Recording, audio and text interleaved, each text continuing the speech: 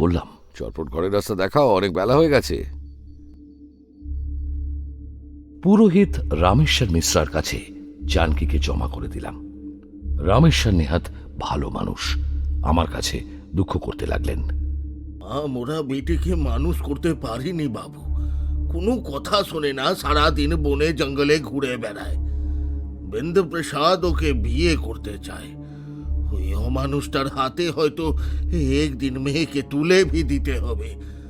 আপনি লেকিন ও লোকটার থেকে সাবধান থাকবেন। অনেক কষ্টে রামেশ্বরের হাত এড়িয়ে ডেরায় পৌঁছলাম। স্নান খাওয়ার স্বার্থে অনেক বেলা হয়ে গেল। সন্ধেবেলা হাভেলির সামনের রাস্তায় পায়চারি করছি। আজ পূর্ণিমা, এর মধ্যেই চাঁদের আলোয় চতুর্দিক ভেসে যাচ্ছে, কিন্তু পাহাড়ের একটা গাছের পাশে চাঁদটাকে কিরকম রক্তলুলুপ রাক্ষসের মতো দেখাচ্ছে। এর কারণ আসলে আমার মেজাজটা খিঁচড়ে আছে। সকালবেলায় একটা অহেতুক গোলমালে জড়িয়ে পড়েছি। রাস্তায় পায়চারি করতে করতে ভাবছিলাম, বিন্দ্রপ্রসাদের সঙ্গে এই অকারণ ঝামেলার দরুন কি কি অসুবিধা হতে পারে। গ্রামের লোকজনকে আমার বিরুদ্ধে খেপিয়ে তুললে বাঘমারা মাথায় উঠবে, তবে দারোগা যাকে খাতির করে নিয়ে আসে, গ্রামের লোক তার সঙ্গে কতটাই বা ঝামেলা করার সাহস করবে। জঙ্গলের মধ্যে চুপচাপ অ্যাম্বুশ করে গুলি করেও দিতে পারে, তবে এতটা সাহস হবে কি? এমন সময় কাঁধের উপর একটা চাপড় খেয়ে চমকে উঠলাম। হ্যালো মেট, কি খবর? আজ সারাদিন পাহাড় জঙ্গল ঘুরেছে শুনলাম। তা ঠাকুর ফেলোর সঙ্গে ঝামেলাও হয়েছে নাকি? তাকিয়ে দেখি ম্যাকগ্রেগর সাহেব। আজ তার একদম অন্য মূর্তি। চোখ হাসছে, মুখ হাসছে, বুঝলাম পেটে ভালো মতন কিছু তরল পদার্থ পড়েছে। সাহেবকে খুশ মেজাজে দেখে আমার মনটাও সাফ হয়ে এলো। আজকে যা যা হয়েছে সবটা সাহেবকে খুলে বললাম। সাহেব একটু চিন্তিতভাবে বলল, ওই সাধু বাবাকে আমি দু একবার দেখেছি বটে, কিন্তু ওকে বেশ শত্রু ভাবাপন্ন বলেই মনে হয়েছে। আর ওই জঙ্গলে ঘোড়া সুন্দরী মেয়েটা, গড হেভেন্স, ওর জন্য মারামারি খুনোখুনি সব করা যায়।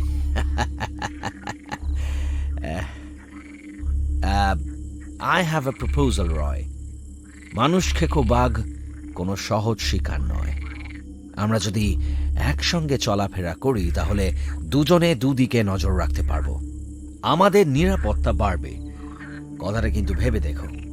আমি ভেবে দেখলাম সাহেবের প্রস্তাবটার ভালো মন্দ দুটো দিকই আছে। সাহেব যদি সত্যি ভালো শিকারী হয় তাহলে এতে খুবই সুবিধা হওয়ার কথা। একা মানুষকে বাঘের পিছু নিলে মনের উপর বিরাট চাপ পড়ে। দুজন থাকলে সেটা 10 ভাগের 1 ভাগ হয়ে যায়।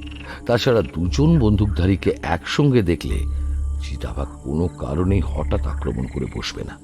কিন্তু যদি সাহেব শিকার করতে অভ্যস্ত না হয় বা ভীতু হয়, তাহলে অকারণে শব্দ করে শিকারকে সতর্ক করে দিতে পারে বা আলপটকা গুলি ছুঁড়ে আমাকেই আহত করতে পারে। আনাড়ি শিকারীর সঙ্গ বিষববৎ পরিত্যাজ্য। আমি ঠিক করলাম সাহেবকে সব পরিষ্কার করে বলবো।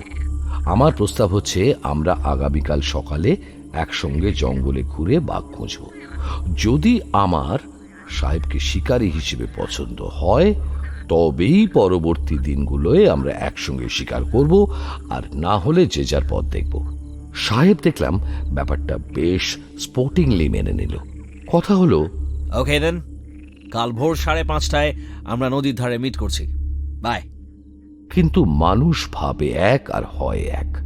ভোর হবার আগেই চারিদিকে হইচই পড়ে গেল। মুন্ডারি গ্রাম থেকে একটা 12 বছরের ছেলেকে চিতাবাঘে তুলে নিয়ে গেছে।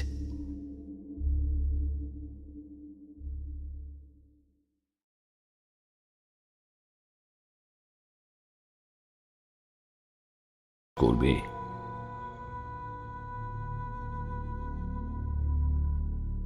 পরের দিনটা এদিক ওদিক ঘুরে অলসভাবেই কেটে গেল।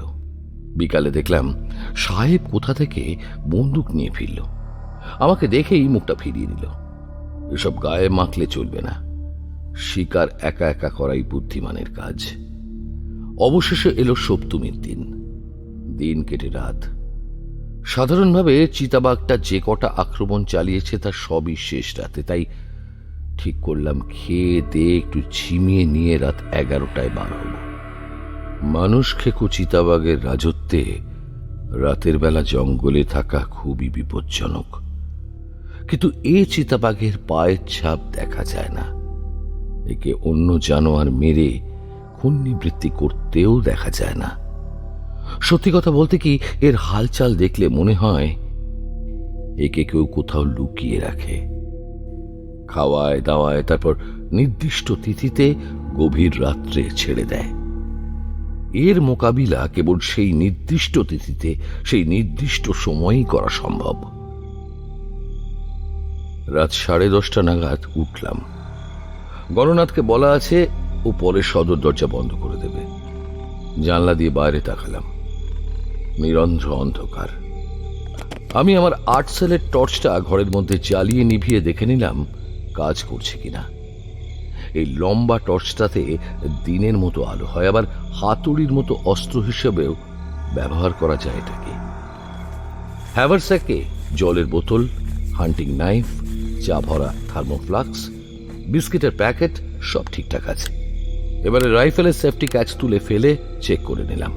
সঙ্গে নিলাম 6টা রাইফেলের কার্তুজ আর 10টা বন্দুকের গুলি।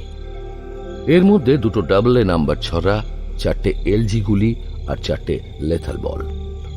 এটা আমার একটা কুসংস্কার বলা যায়। এতগুলো গুলি নেবার কোনো দরকার পড়ে না, কিন্তু আমি ঠিক এই সংখ্যক, এই নাম্বারের গুলি নিয়ে থাকি। আসলে সাপ মারার সময় AA নাম্বার ছড়া খুব ভালো কাজে আসে, কিন্তু বাঘ মারার সময় LG বা লেথাল বল ব্যবহার করতে হয়। যদিও সাপ আক্রমণ করলে গুলি পাল্টানোর সুযোগ কখনোই পাওয়া যাবে না, কিন্তু তাও আমি সবসময় AA নম্বর কার্তুজ সঙ্গে নিয়ে রাখি। রাইফেলে একটা 400 ম্যাগনাম কার্তুজ আর অন্য নলটায় একটা লেথাল বল ভরে নিলাম। এবারে হান্টিং বুটটা পড়তে যাব, এমন সময় দরজায় খুব আলতো টোকার আওয়াজ পেলাম। এত রাত্রে আবার কে এলো? সাবধানে দরজা খুললাম। সামনে দাঁড়িয়ে রেফতি, মুখে মোহিনী হাসি। স্তম্ভিত আমাকে অল্প ঠেলে ঘরে ঢুকে দরজা ভেতর থেকে বন্ধ করে বলল,